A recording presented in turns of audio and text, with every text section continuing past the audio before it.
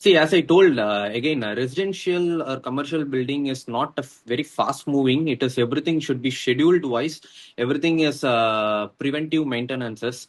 In retail, yes, we can do the preventive maintenances, but it is a customer facing point. So during the time of emergencies in a retail, we cannot do at the same time. So we have to communicate with multiple stakeholders, multiple clients. There will be the client mall management team needs to be involved, and we have to do the temporary fixes only in the daytime.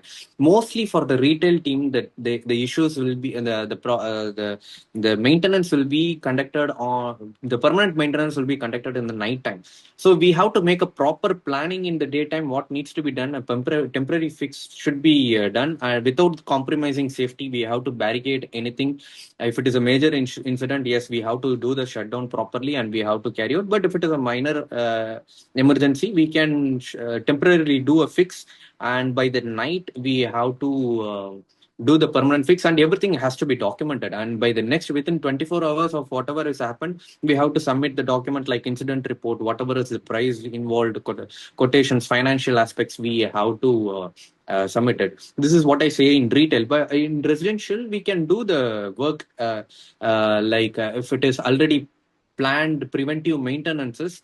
There will not be much reactive maintenances. During reactive maintenances, we can act accordingly because it's residential facing. And here, the comfort is the main thing. We should not affect any residents on their comfort zone.